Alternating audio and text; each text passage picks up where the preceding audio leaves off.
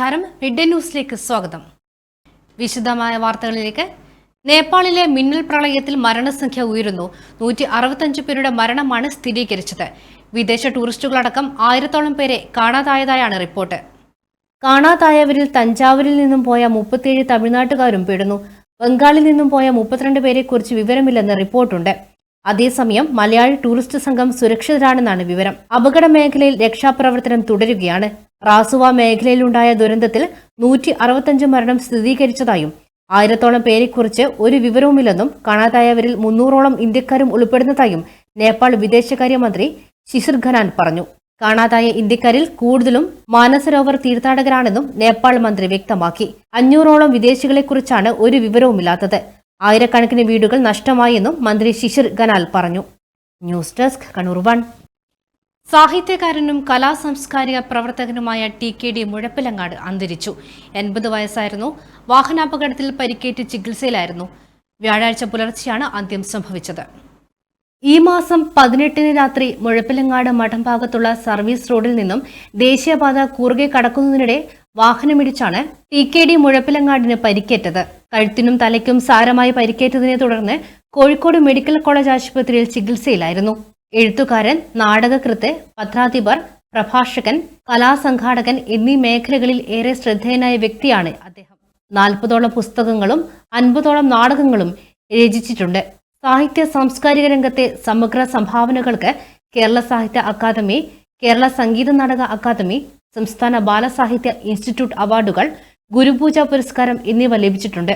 ഉണ്ണിക്കുട്ടനും കഥകളിയും എന്ന പുസ്തകത്തിനും സിദ്ധാർത്ഥൻ ഉറങ്ങുന്നില്ല എന്ന നാടകത്തിനും സംസ്ഥാന ബാലസാഹിത്യ ഇൻസ്റ്റിറ്റ്യൂട്ട് പുരസ്കാരം ലഭിച്ചു. കണ്ണൂർ നോവൽ മാസിക, ആശയം ബുക്സ്, തലശ്ശേരി ദേശം, ജനനാഥം, എക്സ്റേ തുടങ്ങി നിരവധി പ്രസിദ്ധീകരണങ്ങളുടെ പത്രാധിപരായും അദ്ദേഹം പ്രവർത്തിച്ചിട്ടുണ്ട്. കൂടാതെ കണ്ണൂർ സർഗവേദി, തലശ്ശേരി സാഹിത്യ കൂട്ടായ്മ, മലബാർ നാടൻപാട്ട് സംഘം എന്നിവയുടെ ഭാരവാഹിയായിരുന്നു. കണ്ണൂർ 1. കണ്ണൂർ ശ്രീകണ്ഠാപുരം ചെമ്പന്തൊട്ടിയിൽ തോട്ടിൽ ഒഴുക്കിൽപ്പെട്ട് കാണാതായ മധ്യവയസ്കന്റെ മൃതദേഹം കണ്ടെത്തി. മുതുകാട്ടിൽ സജി ജോസഫിന്റെ മൃതദേഹമാണ് കണ്ടെടുത്തത്. കഴിഞ്ഞ 25-ാം തീയതിയാണ് സജി ജോസഫിനെ കാണാതായത്. തോടിന്റെ തീരത്തോട് ചേർന്നാണ് സജി ജോസഫിന്റെ വീട് സ്ഥിതി ചെയ്യുന്നത്. ശക്തമായ മഴയെ തുടർന്ന് പള്ളം തോട്ടിൽ കനത്ത മലവെള്ളപ്പാച്ചിലും കുത്തൊഴുക്കുമുണ്ടായിരുന്നു. ഇതിനിടെ തോടിന്റെ സംരക്ഷണ ഭിത്തിയും കരയും കനത്ത ഒഴുക്കിൽ ഇടിഞ്ഞു താണിരുന്നു. ഈ കെട്ടിടിഞ്ഞ ഭാഗത്തു നിന്നും തകർന്ന പ്രദേശം പരിശോധിക്കുന്നതിനിടെയാണ് സജി ജോസഫിനെ കാണാതായത്. മാധവറാവു സിന്ധ്യ മെമ്മോറിയൽ ചാരിറ്റബിൾ ട്രസ്റ്റിന്റെ ആഭിമുഖ്യത്തിലുള്ള അമ്മിക്കുർ ഓണക്കോടി പദ്ധതിയുടെ ഭാഗമായി പൂതപ്പാറ സ്വാതന്ത്ര്യ വയോജന സദനത്തിൽ ഓണക്കോടികൾ വിതരണം ചെയ്തു. അഡ്വക്കേറ്റ് കരീം ചലേരി പരിപാടി ഉദ്ഘാടനം ചെയ്തു.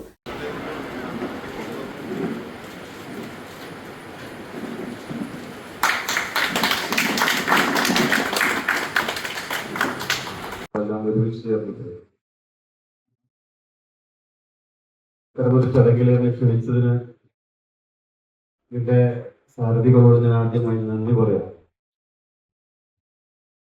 കാരണം ജീവകാരുടെ പ്രവർത്തന രംഗത്ത് ഒരുപോലെ പ്രവർത്തിക്കുന്ന വ്യത്യസ്തമായിട്ടുള്ള സംഘങ്ങളിൽ ഒരേ ലക്ഷ്യവും ഒരേ ആശയവും ഒരേ മനസ്സുമായിട്ടാണ് നമ്മളെല്ലാം പ്രവർത്തിച്ചത്.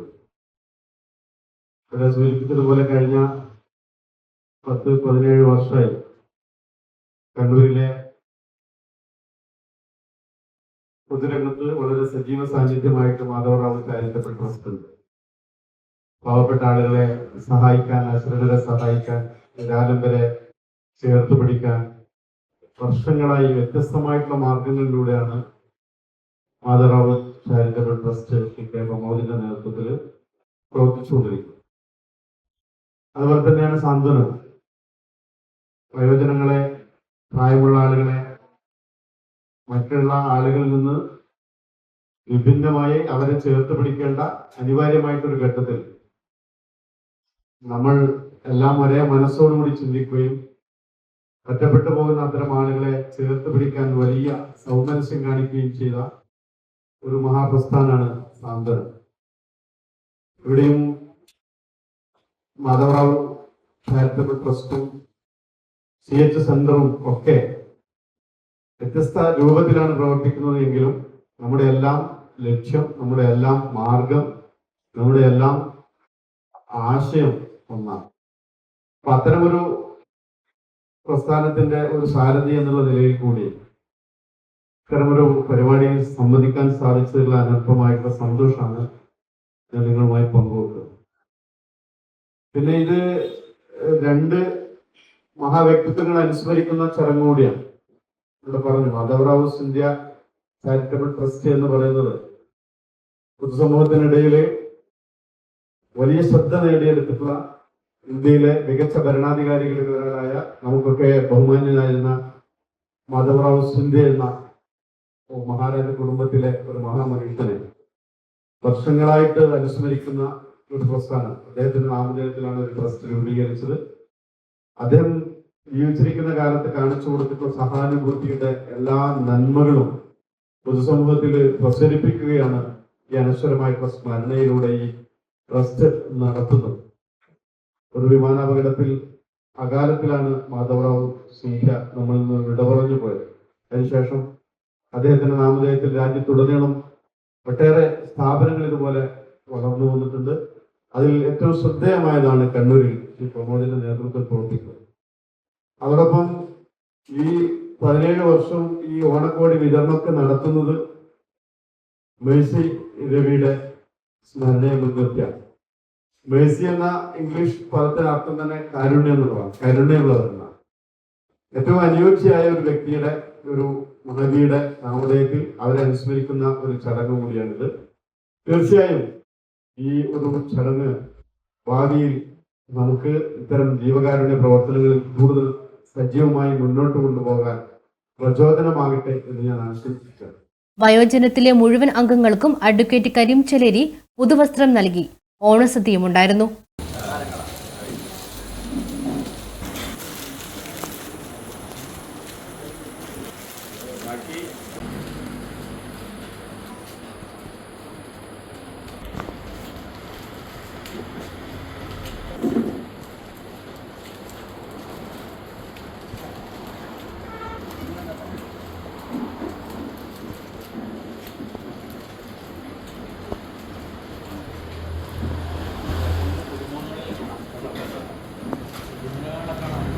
ട്രസ്റ്റ് ചെയർമാൻ കെ പ്രമോദ് അധ്യക്ഷത വഹിച്ചു. 17 വർഷമായി നടന്നുകൊണ്ടിരിക്കുന്ന മേഴ്സി രവിയുടെ ഓർമ്മയ്ക്കായി ആരംഭിച്ച ഓണക്കോടി വിതരണത്തിന്റെ സമാപനമാണ് ഈ തിരുവോണ നാളിൽ സ്വാതന്ത്ര്യം സ്നേഹവേദിയിൽ നടക്കുന്നത്. ഈ ഡേറ്റ് വെക്കുമ്പോൾ തന്നെ മാഷ് എന്നോട് പറഞ്ഞിരുന്നു. ഞാൻ പറഞ്ഞ അത് കുഴപ്പമില്ല, സദ്യ ഉദ്ദേശിച്ച രീതിയിലാവില്ല, ആള് കുറവായിരിക്കും. ഞാൻ പറഞ്ഞ അങ്ങനെയല്ല, നമ്മൾ ഇപ്രാവശ്യം തിരുവോണത്തിന് ഒരു സ്ഥലത്ത് പരിപാടി സംഘടിപ്പിക്കണമെന്നുണ്ട്. അത് സ്വാതന്ത്ര്യത്തിലായിക്കോട്ടെ, ഉത്രാടം വിട്ട് തിരുവോണത്തിലേക്ക് നടത്താമെന്ന് പറഞ്ഞതാണ്. അന്ന് തന്നെ ബഹുമാനായ കരീം ചേലേരിയുമായി ബന്ധപ്പെട്ടു. പൊതുവെ നമ്മുടെ ആളുകൾക്കെല്ലാം ഓണത്തിന് ആരും വരില്ല.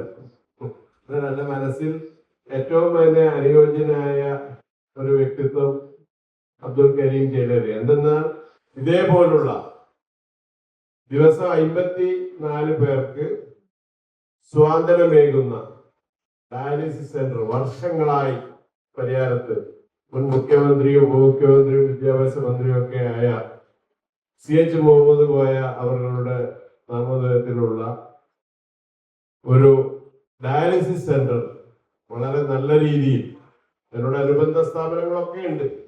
54 പേർക്കാണ് ഡയാലിസിസ് ചെയ്തു കൊടുക്കുന്നത്. ഇത്രയും വലിയ സ്ഥാപനം, ഇത്രയും ആളുകൾക്ക് സ്വാതന്ത്ര്യമേകുന്ന ഒരാൾ തന്നെ സ്വാതന്ത്ര്യത്തിൽ പങ്കെടുക്കട്ടെ എന്ന് ഉദ്ദേശിച്ചാണ് ഈ പരിപാടി ഇന്ന് ഇദ്ദേഹത്തെ തന്നെ ഇവിടെ ക്ഷണിച്ചത്. നമുക്കറിയാം, നമ്മളെല്ലാവരും ഓണം ആഘോഷിക്കുമ്പോൾ കുഞ്ഞുനാളിൽ ഒരു ഓണ കോടി കിട്ടാൻ വേണ്ടി നമ്മളൊക്കെ കാത്തിരിക്കും. നിങ്ങളെ സംബന്ധിച്ച് 4 എണ്ണം കിട്ടി എന്നാണ് മാഷുടെ സുഖം. ഇത് 5ാമത്. അന്നേരം നിങ്ങൾ ഒറ്റയ്ക്കല്ല, നിങ്ങളെ സ്നേഹിക്കുവാനും ചേർത്ത് പിടിക്കുവാനും നിരവധി ആളുകൾ ഈ സമൂഹത്തിൽ ഉണ്ട് എന്നതിന്റെ തെളിവാണ് ഈ 4 ഓണക്കോടിയും 5 ഓണക്കോടിയും 5 സദ്യയും ഒക്കെ ഈ സ്നേഹ വീടുകളിൽ നടക്കുന്നത്. ജിനു ജോൺ, രാജേഷ്, രവീന്ദ്രൻ മാസ്റ്റർ തുടങ്ങിയവർ സംസാരിച്ചു. എത്തണമെങ്കിൽ മാറി നിൽക്കുന്നവരും ഒറ്റപ്പെട്ട് നിൽക്കുന്നവരും അതോടൊപ്പം തന്നെ ആരും ഇല്ലാത്തവരും കൂടി ഓണം ആഘോഷിക്കുമ്പോൾ മാത്രമേ അതിലൊരു പൂർണ്ണമായ ഒരു തരത്തിലെത്തുകയുള്ളൂ. കണ്ണൂർ 1 കണ്ണൂർ. സംസ്ഥാനത്ത് മഴ കനക്കുന്നു. ഇന്ന് 7 ജില്ലകളിൽ യെല്ലോ അലർട്ടാണ് കാലാവസ്ഥാ വകുപ്പ് പ്രഖ്യാപിച്ചത്.